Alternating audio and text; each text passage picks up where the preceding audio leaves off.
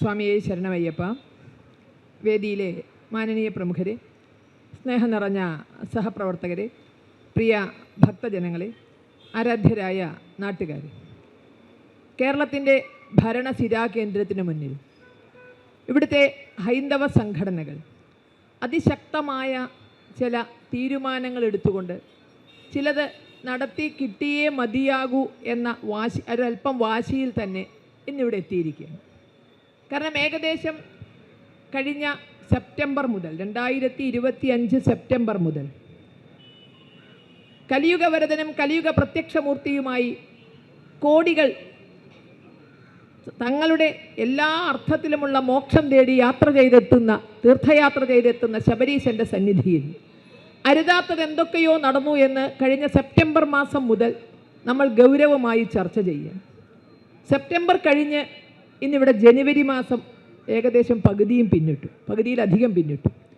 ഈ സമയത്തും ചക്കിൽ കെട്ടിയ കാളയെപ്പോലെ അന്വേഷണം ചില പോയിന്റുകളിൽ കിടന്ന് കറങ്ങുന്നതിനപ്പുറമായി ഇടയ്ക്കിടയ്ക്ക് ചില വാർത്തകളിൽ ചില ഓളമുണ്ടാക്കാനുള്ള ചില അറസ്റ്റുകൾ നടക്കുന്നതിനപ്പുറത്തേക്ക് അവിടെ എന്താണ് നടന്നതെന്നോ, എത്രയാണ് നഷ്ടപ്പെട്ടതെന്നോ, ആരാണ് ഉത്തരവാദിയെന്നോ, ആരൊക്കെയാണ് ഇതിൻ്റെ പങ്ക് പറ്റിയതെന്നോ, എവിടേക്കൊക്കെയാണ് ഇത് പോയത്, ന്യായമായ ഈ അന്വേഷണത്തിൻ്റെ ഭാഗമായി ഭക്തർക്ക് ബോധ്യമാകേണ്ട ഒരു കാര്യവും നാളിതുവരെ ആരെയും ബോധ്യപ്പെടുത്തത്തക്ക വിധത്തിലൊരു അന്വേഷണം നടത്താൻ സാധിച്ചിട്ടില്ല എന്ന ഗതികെട്ടൊരവസ്ഥയിലാണ് നമ്മൾ ഇന്നിവിടെ എത്തിയിരിക്കുന്നത്. ഇതെവിടെയും എത്താനും പോകുന്നില്ല. ഈ അന്വേഷണത്തിൻ്റെ ഗതിവിഗതികൾ നോക്കുമ്പോൾ നമുക്കൊക്കെ മനസ്സിലാക്കി ഇതിനപ്പുറത്തേക്ക് എങ്ങോട്ടും ഇത് കൂടുതൽ ഗൗരവമായി പോകാൻ പോകുന്നില്ല എന്നുള്ളത്. കാരണം എന്ത് നഷ്ടപ്പെട്ടു എന്നറിയുമ്പോഴല്ലേ അന്വേഷണത്തിന് കൂടുതലൊരു വ്യാപ്തിയുള്ളൂ. അപ്പോൾ അതുകൊണ്ട് തന്നെ ഈ അന്വേഷണം ഇങ്ങനെ ചക്കിൽ കെട്ടിയ കാളയെപ്പോലെ കടന്ന് തിരിഞ്ഞാൽ പോരാ. ഈ അന്വേഷണം ഗൗരവമായി നടക്കണം. ഉത്തരവാദികൾ ആര് തന്നെയായാലും അതിനവിടെ ഭേദമൊന്നുമില്ല. ഉത്തരവാദികൾ ആരാണോ, ശബരീശൻ്റെ സന്നിധിയിൽ നിന്ന് ഒരു തരിമ്പെങ്കിലും മോഷണം പോകാൻ ആർക്കെങ്കിലും ധാർമ്മികമായോ അതുമല്ലെങ്കിൽ അതിൻ്റെ സാമ്പത്തിക നേട്ടമുണ്ടായോ ഒക്കെ ഉത്തരവാദിത്വം ഉണ്ടായിട്ടുണ്ടെങ്കിൽ അവരുടെ എല്ലാം തന്നെ കയ്യിൽ വിലങ്ങ് വീഴണം, മാതൃകാപരമായി ശിക്ഷിക്കപ്പെടുകയും വേണം. ഇനി അങ്ങനെയൊന്നും നടക്കില്ല എന്ന് ഉറപ്പുവരുത്തണമെങ്കിൽ അത്തരമൊരു അന്വേഷണം വളരെ കൃത്യമായി നടന്നേ മതിയാകും. ഇപ്പോഴത്തെ ഒരു സാഹചര്യത്തിൽ നമുക്കത് നടക്കും എന്ന് യാതൊരു പ്രതീക്ഷയുമില്ല. അതുകൊണ്ട് തന്നെയാണ് ഈ അന്വേഷണത്തിൽ നമ്മളാരും തൃപ്തരല്ല. ഇപ്പോൾ നടക്കുന്ന ഈ അന്വേഷണത്തിൽ നമ്മളാരും തൃപ്തരല്ല. കാരണം ആരാണോ മോഷണത്തിന് നേതൃത്വം കൊടുത്തത് അവരെ ഭയന്ന് നിൽക്കുന്ന ഒരു സംവിധാനത്തിന് എത്ര കൂടുതൽ അന്വേഷിച്ച് മുന്നോട്ട് പോകാൻ സാധിക്കും? ഇപ്പം ഇവിടെ ഇങ്ങനെ ഒരു വലിയ കുറുവാ സംഘത്തെ ലജ്ജിപ്പിക്കുന്ന ഒരു കള്ള സന്നിധാനത്ത് നടക്കുമ്പോൾ, നേരത്തെ ഇവിടെ കുമാർജിയൊക്കെ പറഞ്ഞതുപോലെ തന്നെ, അല്ലെങ്കിൽ സ്വാഗത പ്രഭാഷണത്തിലൊക്കെ പറഞ്ഞതുപോലെ തന്നെ എല്ലാവരും ഉണ്ട്. ആരും ഇല്ലാത്ത അവസ്ഥയിലല്ല മോഷണം നടന്നിരിക്കുന്നത്. നട്ടപ്പാതിര നേരത്ത് കുത്തിപ്പൊളിച്ചു കൊണ്ടുപോയതല്ല. അവിടെ എല്ലാവരും ഉണ്ട്. നമ്മൾ തിരഞ്ഞെടുത്ത ജനപ്രതിനിധികൾ തിരഞ്ഞെടുത്ത ദേവസ്വം ബോർഡുണ്ട്. ഹൈക്കോടതി അവിടേക്ക് നിശ്ചയിച്ചിട്ടുള്ള സ്പെഷ്യൽ ദേവസ്വം കമ്മീഷണറുണ്ട്. ഒന്നിനൊരു കുറവുമില്ല. എല്ലാ സംവിധാനവും അവിടെയുണ്ട്. പറഞ്ഞ പോലെ തന്നെ സുരക്ഷയ്ക്ക് വൻ പോലീസ് സന്നാഹമുണ്ട്. ഇതെല്ലാം ഒപ്പിയെടുക്കാൻ മാധ്യമങ്ങളുടെ വലിയ നിര എവിടെയുണ്ട്. ഭക്തജനങ്ങൾ അവിടേക്ക് തള്ളിക്കയറി വരുന്നുണ്ട്. അപ്പോൾ എല്ലാവരുടെയും റഡാറിലാണ് ഈ ക്ഷേത്രം നിൽക്കുന്നത്. അത് ഭക്തജനങ്ങളുടെ തൊട്ട് എല്ലാവരുടെയും ശ്രദ്ധയിൽ പതിയുന്ന ഒരു സ്ഥലത്ത് നിന്ന് എങ്ങനെ ഇത്ര സമർത്ഥമായി വിശ്വാസികളെ മുഴുവൻ വഞ്ചിക്കത്തക്ക വിധത്തിൽ ഇത്രയും വലിയൊരു കൊള്ള ആസൂത്രണം ചെയ്യാൻ സാധിച്ചു? ആ കൊള്ളയുടെ വ്യാപ്തി ഹൈക്കോടതിക്ക് ഒരു ഘട്ടത്തിൽ പറയേണ്ടി വന്നു, വിഗ്രഹം അവിടെ പഴയ വിഗ്രഹം തന്നെ ആണോ ഇരിക്കുന്നത് എന്നൊന്ന് അന്വേഷിക്കണം എന്ന് വരെ ഹൈക്കോടതിക്ക് സംശയം തോന്നത്തക്ക വിധത്തിലാണ് ആ കൊള്ളയുടെ ആഴമെങ്കിൽ നിസ്സാരമല്ല അവിടെ നടന്നിരിക്കുന്നത്. അപ്പോൾ ഇതെങ്ങനെയാണ് സാധിച്ചത്? ഇത് കേവലം വ്യക്തികൾക്ക് സാധിക്കില്ല. ഇത് ഭരണകൂടത്തിൻ്റെ പിന്തുണയും ശക്തമായ രാഷ്ട്രീയ പിന്തുണയും ഇല്ലാതെ സന്നിധാനത്ത് നിന്ന് ഇത്തരം സാധനങ്ങൾ കടത്തിക്കൊണ്ടുപോകാൻ സാധ്യമല്ല എന്ന് നമുക്കെല്ലാം അറിയാം. എളുപ്പം ചിന്തിച്ചാൽ പറ്റും. ഇപ്പോൾ ഇവിടെ പറയുന്നു 2017 മുതലാണെന്ന് തോന്നുന്നു ഒരു പോറ്റി അവിടെ അയ്യപ്പനേക്കാൾ ശക്തിയിൽ അവിടെ വിരാജിച്ചത്രേ. ഈ പോറ്റി 2017 മുതൽ ഈ 2025 ജയിലഴികൾക്കുള്ളിലാകുന്നതുവരെ പോറ്റി അവിടെ വിഹരിച്ചത് ദേവസ്വം ബോർഡ് അറിഞ്ഞില്ലേ? പോറ്റി ഇങ്ങനൊരു വ്യക്തി വിഹരിക്കുന്നത് ആരാണ് എന്ന് ഇവിടുത്തെ ആഭ്യന്തര വകുപ്പ് അന്വേഷിച്ചില്ലേ? അദ്ദേഹത്തിൻ്റെ ഉദ്ദേശം എന്താണെന്ന്?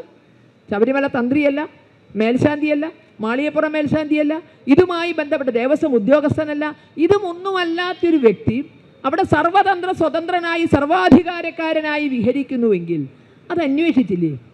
ശബരിമലയെ സഹായിക്കുന്ന ആളല്ലേ എന്ന് വിചാരിച്ച് അന്വേഷണത്തിൽ നിന്ന് വിട്ടുനിന്നു എന്ന് വേണമെങ്കിൽ ഒരു ന്യായം എല്ലാവർക്കും പറയാം. കാരണം അവിടെ പറയുന്നത് അദ്ദേഹം മറ്റെന്താണ് സ്പോൺസർ ആയിരുന്നു, ഒരു പുതിയ തസ്തിക. എന്നത് ആദ്യം കേൾക്കുക, ഒരു ക്ഷേത്രത്തിൽ ഇങ്ങനൊരു തസ്തിക ഉണ്ട് എന്നുള്ളത് ആദ്യം കേൾക്കുക, സ്പോൺസർ എന്നൊരു തസ്തിക.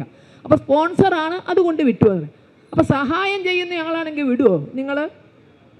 ഇപ്പം ശബരിമലയിൽ പോകുന്ന അയ്യപ്പ ഭക്തർ തിരക്കുള്ള സമയങ്ങളിൽ വേദനയോടെ വിഷമത്തോടെ പറയാറുണ്ട്, ആ തീർത്ഥയാത്ര കൊണ്ട് കിട്ടുന്ന പുണ്യം ഒന്ന് മാത്രം ആഗ്രഹിച്ചാണ് ഞങ്ങൾ പോണത്.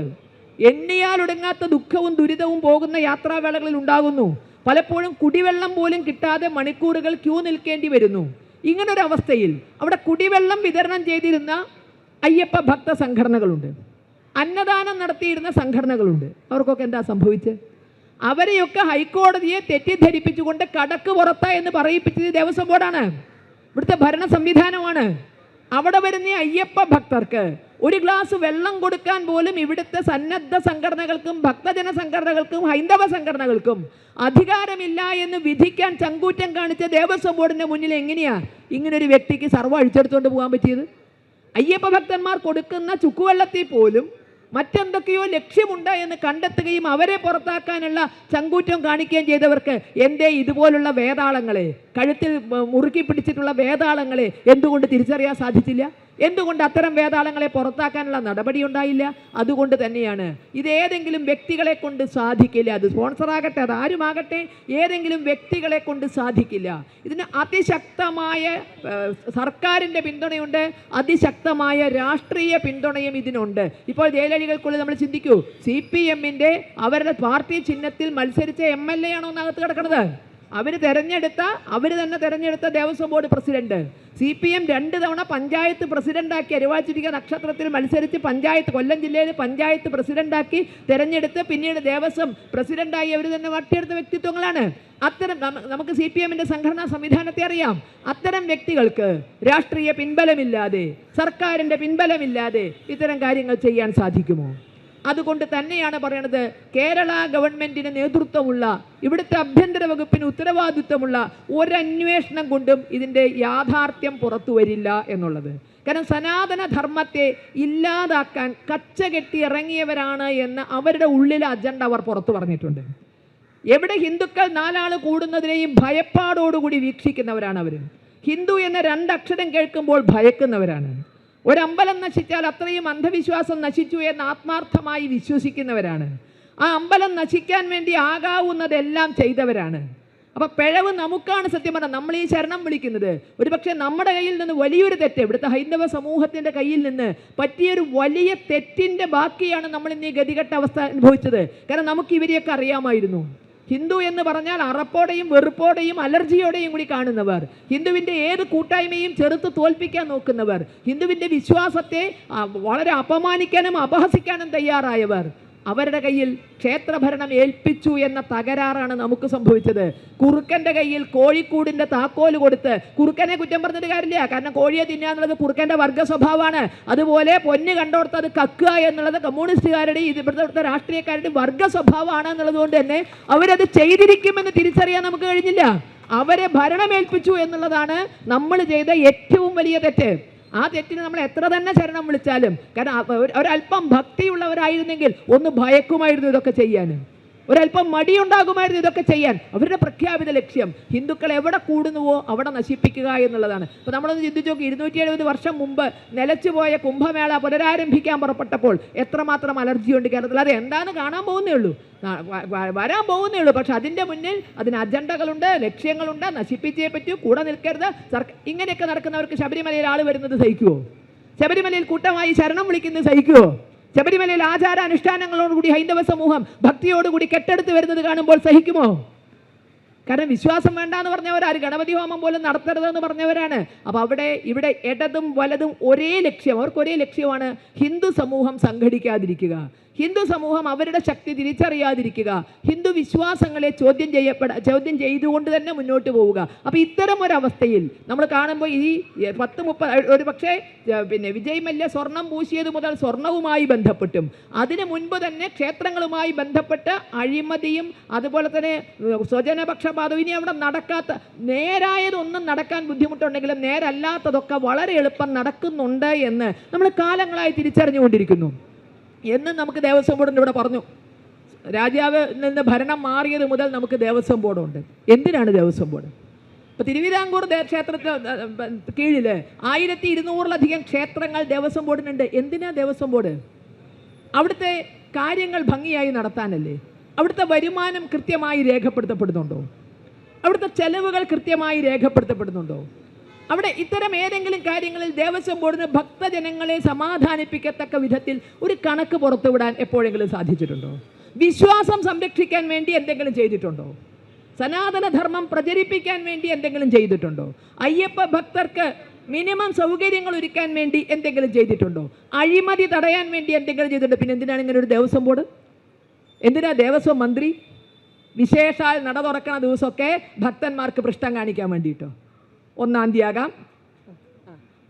ആകാം, അതുമല്ലെങ്കിൽ മകരവിളക്കിനാകാം, മണ്ഡലവിളക്കിനാകാം. അന്ന് ഭക്തന്മാർക്ക് പൃഷ്ഠം കാണിക്കാൻ വേണ്ടി മാത്രമാണോ ഒരു ദേവസ്വം മന്ത്രിയുള്ളത്? അതല്ല എങ്കിൽ ഇതിൽ ധാർമ്മികമായ ഉത്തരവാദിത്വമല്ലേ? ഇത്രയും വലിയ കൊള്ള നടന്നിട്ട്, അവിടെ അഴിമതി നടന്നിട്ട് അതിൻ്റെ ധാർമ്മിക ഉത്തരവാദിത്വം മന്ത്രിക്കില്ലേ? അന്വേഷണം എന്തേ മന്ത്രിയുടെ അടുത്ത് എത്തുമ്പോൾ ഞെണുങ്ങിപ്പോണത്? അവിടെ എത്തുമ്പോൾ സായിപ്പിനെ കാണുമ്പോൾ കവാത്ത് മറക്കുന്നു എങ്കിൽ ആ കവാത്ത് മറക്കുന്നവർ അന്വേഷിക്കരുത്. അതുകൊണ്ട് തന്നെ ഇത് സ്വതന്ത്രമായ ഒരു കേന്ദ്ര ഏജൻസി CBI തന്നെ അന്വേഷിക്കണം. ഹൈന്ദവ സംഘടനകൾ അതിൽ കുറഞ്ഞ ഒരാവശ്യത്തിന് മുന്നിലും ഈ പൊറാട്ട് നാടകങ്ങൾ പോരാ. ഈ അറസ്റ്റ്, ആ അറസ്റ്റ്, മറ്റേ അറസ്റ്റ് എന്ന് പറഞ്ഞിട്ട് ഇപ്പം പറയും ഇത്ര ഗ്രാം പോയി, പിന്നെ പറയും അത്ര ഗ്രാം പോയി, അത് അവിടുന്ന് പോയി, ഇങ്ങനെയുള്ള കഥകൾ പിന്നിലേക്ക് ഞങ്ങൾ ഇത് പണ്ട് നമ്മുടെ മകാരവാരികകളൊക്കെ പല ഫീച്ചറുകൾ എഴുതിയിരുന്നു. മസാലയൊക്കെ പുരട്ടിയിട്ട് ഞങ്ങൾക്ക് വായിക്കാൻ പറ്റുന്ന വിധത്തിൽ കുറേ ഫീച്ചറുകൾ വരുന്ന വിധത്തിൽ അത്തരത്തിൽ ഫീച്ചറുകൾ ഉണ്ടാക്കുന്ന ഒരു അന്വേഷണത്തിൽ ഞങ്ങൾ തൃപ്തരല്ല. ഈ ഫീച്ചറുകൾ വായിച്ച് രസിക്കാത്തക്ക ഒരു മാനസികാവസ്ഥയിലല്ല ഇന്നത്തെ ഹൈന്ദവ സമൂഹം ഉള്ളത്. അതുകൊണ്ട് തന്നെ ഇത് കൃത്യമായി പ്രതികളിലേക്ക് എത്തണം. ഇനി ഒരിക്കലും ഇത് നടക്കാത്ത വിധത്തിൽ ഇത് പൂട്ടിക്കെട്ടണം. അതുകൊണ്ട് CBI അന്വേഷണം നടന്നേ മതിയാകൂ. ചുക്കിനും ചുണ്ണാമ്പിനും പറ്റാത്ത രാഷ്ട്രീയക്കാർക്ക് അധികാരം കൈയാളാൻ മാത്രമുള്ള ഈ ദേവസ്വം ബോർഡ് എന്ന സംവിധാനം തന്നെ പൊളിച്ചടുക്കിയല്ലാതെ ഇവിടുത്തെ ക്ഷേത്രങ്ങളെ കൊണ്ട് ഭക്തർക്ക് പ്രയോജനം ഉണ്ടാകില്ല. അപ്പോൾ ഇത്തരം കാര്യങ്ങൾക്ക് വേണ്ടി ഉള്ള സമര പരമ്പരകൾ കൂടുതൽ ശക്തമായി മുന്നോട്ട് കൊണ്ടുപോകാനുള്ള തീരുമാനത്തിൻ്റെ ഭാഗമായാണ് ഞങ്ങൾക്ക് പറയാനുള്ളത്, ഭരണാധികാരികളോട് പറയാനുള്ളത്. അത് അതിൻ്റെ അതേ ഗൗരവത്തിൽ അറിയിക്കാൻ ഭരണശിരാകേന്ദ്രത്തിന് മുന്നിലെത്തിയിരിക്കുന്നത് അയ്യപ്പസ്വാമിയുടെ അനുഗ്രഹാശിസോടുകൂടി തന്നെ നമ്മുടെ ലക്ഷ്യങ്ങൾ നടപ്പിലാകും എന്ന ഉത്തമമായ വിശ്വാസം നമുക്കുണ്ട്. പ്രതികളെ മുഴുവൻ പൂട്ടത്തക്ക വിധത്തിലുള്ള ഒരു CBI അന്വേഷണം നടത്തിയേ പറ്റൂ എന്ന ആവശ്യത്തിൽ നമ്മൾ ഈ ധർണ നടത്തുകയാണ്. നമ്മളോടൊപ്പം അയ്യപ്പസ്വാമി ഉണ്ടാകും എന്ന ഉറപ്പിൽ ഞാൻ എൻ്റെ വാക്കുകൾ നിർത്തുന്നു. നിങ്ങൾക്ക് നന്ദി. വന്ദേ മാതരം.